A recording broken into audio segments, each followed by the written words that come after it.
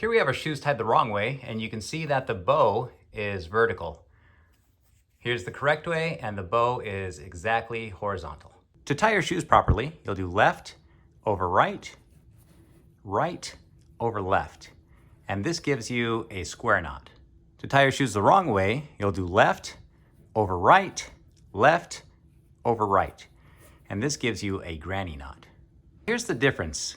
With the square knot, once you've locked the knot down, your shoes will not come untied. But with a granny knot, even if you've locked the knot down, your shoes are still going to unravel. And so here's what you'll do. Left over right and pull it tight. And then I'll create my slip, which is my 2 loops, right over left. There we go. Get 2 arms length of cord.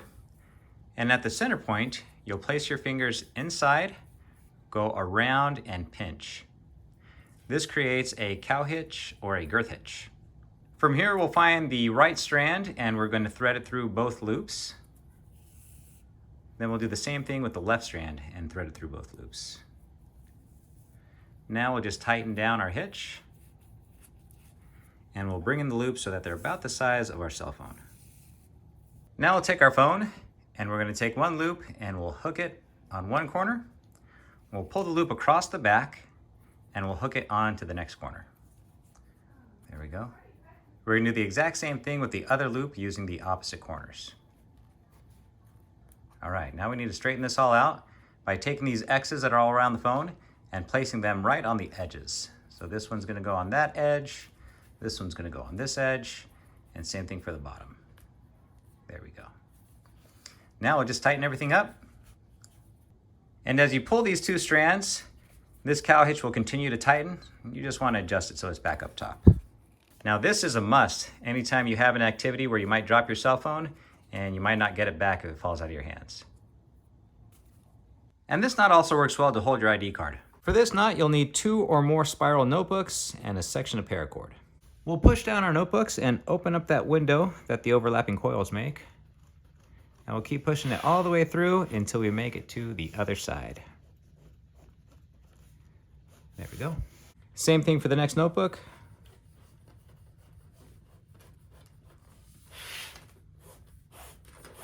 And now we'll pull in a snake knot. We'll take this bottom strand here.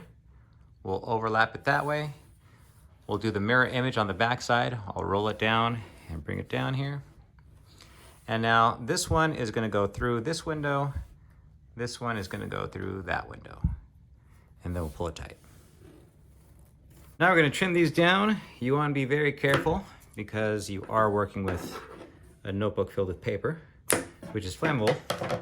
But as long as we're careful and we're using some caution, we can melt down the ends and everything will be just fine. And there we have our 3-subject notebook dupe.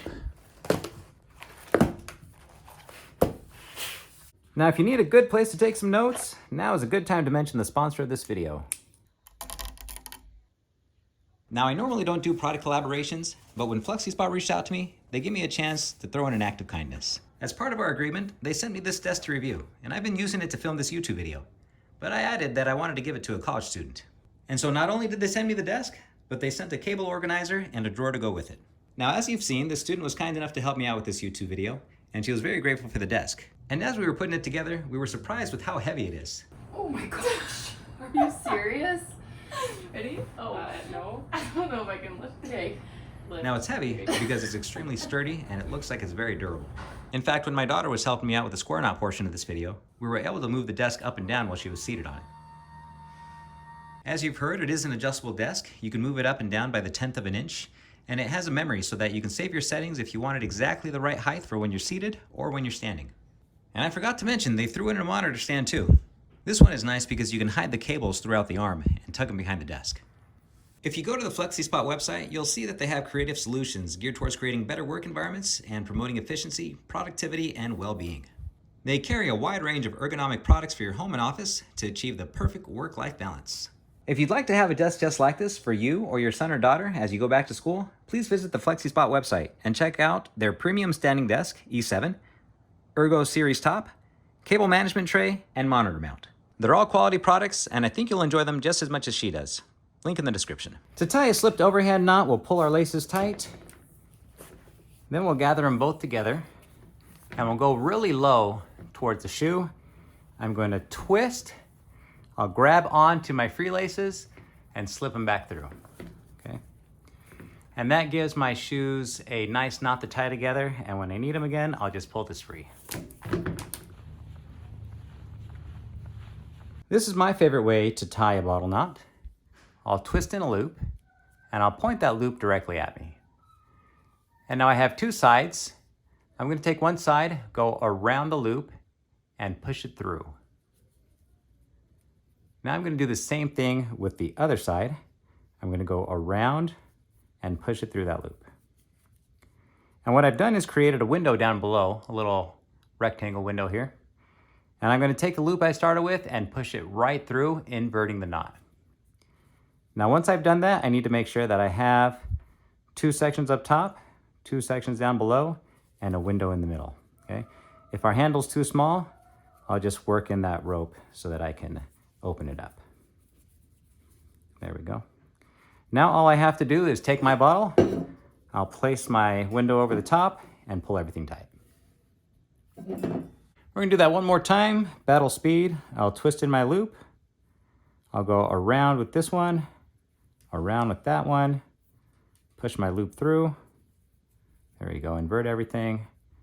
Make sure that I have one on top, one on bottom, and now I can tighten it up. Now you can tie a knot on this end and make a little soft shackle that you can tie onto your belt loop or a bag or something like that, or you can just use it as something you'd put on your wrist so that you have your hands free. If you're ever transporting something in your trunk and you just can't close the lid, this is a knot that works well to help hold your lid shut. Now you want to make sure that you have a rope that's thick enough so it doesn't slip out. From there, you'll take your free end and you'll roll it towards you once, roll it towards you twice, and then you'll reach through and you'll pull your rope out. Pull that as tight as you can. This end here, I'm going to go around the back, not where the folded arms with, but around the back, and push it right through that loop. Once we're through the loop, I'll pull it tight and I'll collapse the loop right on top. And what we've done is made a oysterman stopper knot or a trefoil knot. Now that's only half the system. You still need to be able to hold your trunk down. So once you've ran through the lower shackle, you need another knot to help hold everything together. Now oftentimes when I tie an Alpine Butterfly, I'll do the shaka sign. I'll grab onto it, I'll wrap around my pinky, then wrap around my whole hand, and then I'll have two loops, right? I'll bring this little loop and I'll pull it to the outside and then dive back in, okay? And then I'll pull everything tight. And you'll know that you've tied a proper Alpine Butterfly because you'll have a cross on the front of the loop.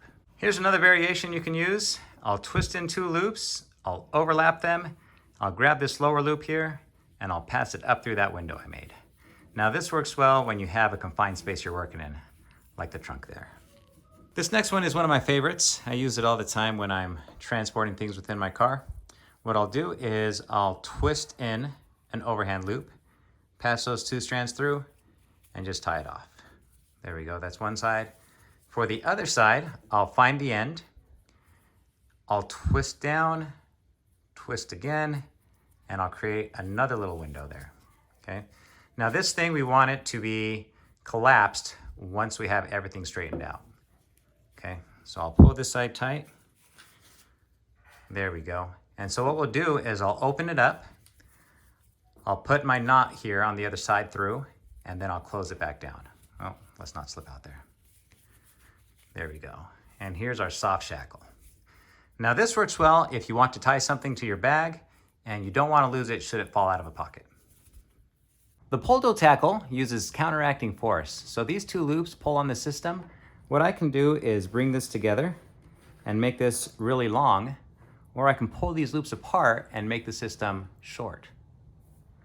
And so what I'll do with this is I'll tie it around the supports of my trunk lid, and then I'll pull it to tighten everything up. And this is going to be your clothesline for your gym clothes. For this one, I used a bowline to tie in my loops. Let me show you how that's done. You'll take your rope and do an ignition twist like you're turning on a car. Then I'll take my free end. I'll go from the bottom up, around this back, and then back down through the hole and pull everything tight. There is your sturdy bow line. So for this one, we'll tie it at full speed.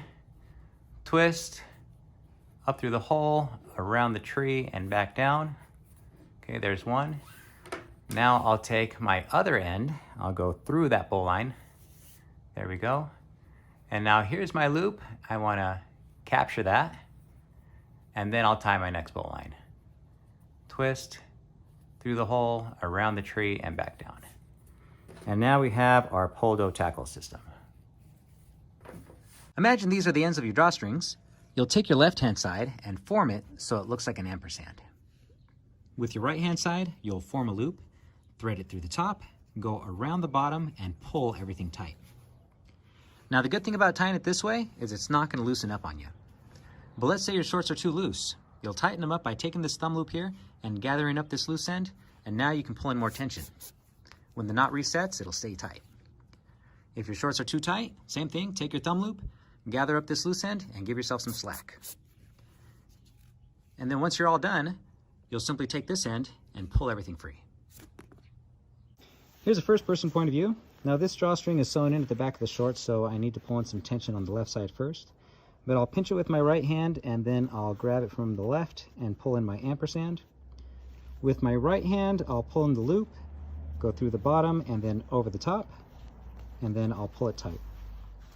Now when I want to add tension, I'll grab this loose end here and my thumb loop and pull in some tension. That's good. If I want to loosen up my shorts, grab the thumb loop and the loose end, and I'll pull in some slack. And when I'm all done, I'll just take this end and pull it free. Last but not least, the sheep bend. If you have a shoelace that breaks, take one of your ends and fold it into a loop. The other side, you're going to bring it up, go around the back, create yourself a little window right there, and tuck that free end back through. There we go. Once you pull everything tight, you'll have a very strong bend that won't come undone.